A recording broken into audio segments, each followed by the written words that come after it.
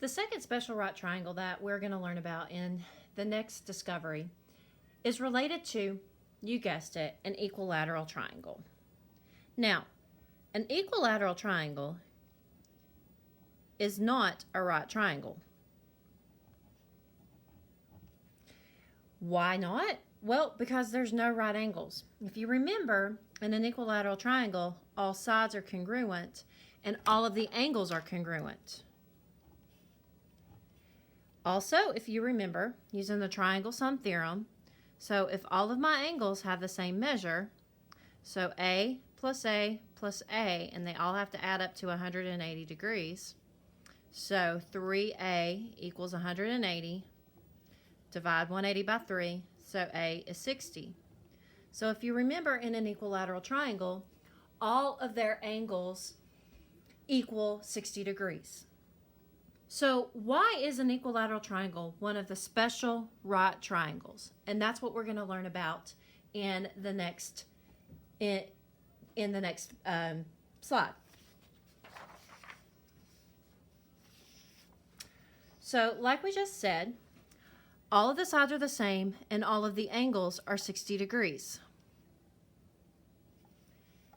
Now the second question says, if you drop a median from the top vertex down to the side, where the angles, what are the angles of the new triangle? Now we have this word here that we've not learned about, and that's called a median. What a median is it's a segment that goes from the vertex of a triangle to the midpoint of the opposite side.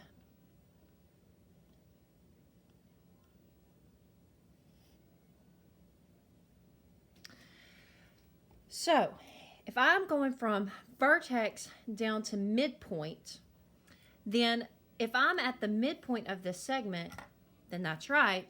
That means these two segments are now congruent to each other. So I'm an equilateral triangle, so already all three of the sides are congruent. But now I've got these two sides are being congruent. So if we know that this angle here is 60 degrees and this angle here is 60 degrees, notice now that we have took this triangle and we have turned it into two other triangles, and notice what's special about these two triangles. These two triangles are congruent by side angle side. So why is that important? Well, that's important because we can use CP/CTC, corresponding parts of congruent triangles are congruent, to match up the other corresponding sides and the other corresponding angles. So what that means now is these two angles up here have to be congruent to each other, and this angle down here is congruent to each other. Now, I need to prove that this angle is the right angle. Okay, so if I've got congruent triangles by side angle side, I know that this is 60 degrees, and I also know that these two angles are congruent to each other. And using the angle sum theorem, or the angle sum postulate, so these two angles are a total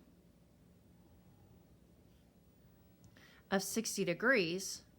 Well, if this angle is congruent to that angle, then that means that this angle has to be 30 degrees and this angle has to be 30 degrees. So what does that leave me with? 60 plus 30 is 90, and 90 plus 90 is 180. So that means that this angle is a right angle, and it's corresponding and congruent to this angle here.